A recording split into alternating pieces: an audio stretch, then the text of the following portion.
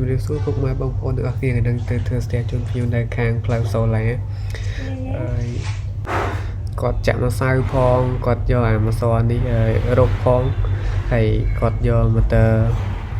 បាញ់ទឹកមកបាញ់ផងព្រោះតែគាត់បិទស្កូតឡែនទេគាត់មានម៉ូទ័រសម្រាប់លាងឡែនគាត់យកមកបាញ់ក៏នៅតែអត់ទៅតែគាត់មាន3ជាន់អញ្ចឹងជាន់ទី1ទី2ទី3គឺស្ទះទាំងអស់នៅតែជាន់តដីមួយដែលអត់ស្ទះនេះបញ្ហាទាំងមុខទាំងក្រោយទាំងខាងលើគឺស្ទះទាំងអស់មកហើយយើងពិបាកធ្វើដែរដោយសារតែគាត់រត់ទៅយក49ទាំងអស់ដែលរេចហ្មងតតែដល់លូយើងពិបាកក្នុងការសងនេះក្រោយពេលជួយរួចយើងក៏តែទឹកជូនគាត់នេះជាន់ទី3ទឹកវាហោសូវលឿនមែនដោយសារតែគាត់ទៅយក49ដែលរេចទាំងអស់អញ្ចឹងហើយនេះ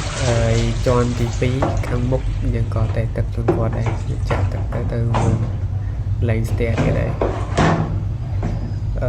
ខ្ញុំបានថតរូបភាពឬក៏វីដេអូពេលធ្វើដោយសារតែវារៀងយប់ដែរអញ្ចឹងក៏បញ្ញាប់ធ្វើលឿនឆាប់បានលុយសម្រាប់ពុកម៉ែបងប្អូនដែលមានបញ្ហាស្ទះឬក៏បញ្ហាទឹកភ្លើងអាចទាក់ទងមកខ្ញុំបាន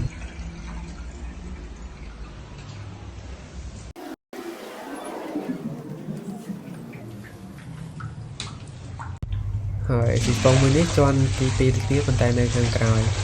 នេះវាអូរៀងលឿនដោយសារតែវានៅចិត្តទៅយកទៅក្រោមហ្នឹងក៏ទៅយក20ទៅយក49ដូចគ្នាអញ្ចឹងទឹកវាហត់បានលឿន